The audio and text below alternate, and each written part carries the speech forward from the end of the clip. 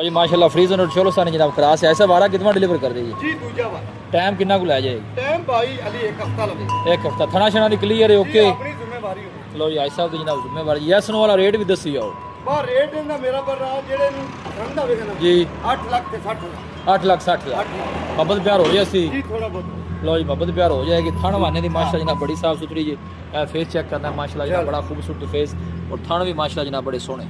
ए माशाल्लाह फ्रीजन चोलोस्तानी जनाब क्रास जे वारा दूसरा डिलीवर कर दी ऐसा बे टाइम कितना को लेंदी जे ये भी जी अली एक हफ्ता लगेगी सून एक हफ्ता वारा दूसरा सू ਇਹਦਾ ਕੀ ਮੁੱਲ ਹੈ ਇਹਦਾ ਕੀ ਮੁੱਲ ਹੈ ऐसा 7.5 मोहब्बत प्यार हो जाएगा ਇਹਦਾ ऐसा वारा कितना है बच्ची जी का ये पहला वारा अच्छा पहला ਇਹ ਦਿਨ ਕਿੰਨੇ ਕੋ ਲੈਂਦੀ ये भी जी अली हफ्ता लगे ਹਫਤਾ ਲੈ ਜਾਏਗੀ ਲਓ ਜੀ ਇਹਨਾਂ ਦੋਵਾਂ ਦਾ ਕੀ ਮੁੱਲ ਹੈ ਯਸ ਨੋ ਵਾਲਾ ਇਹ ਜੋੜੀ ਦਾ ਜੀ ਇਕੱਠਾ ਹਾਂ ਨਾ ਜਿਹੜੇ ਭਰਾ ਨੂੰ ਪਸੰਦ ਆਵੇਗੀ ਨਾ ਜੀ। 14.5 ਲੱਖ ਦੀ ਜੋੜੀ ਦੇ ਦੇਵਾਂ लो जी रबता नंबर 0342 40 94 042 जनाब रबता नंबर ये कोई बाइक परचेज करना चाहे इस नंबर पर रबता कर सकते हैं।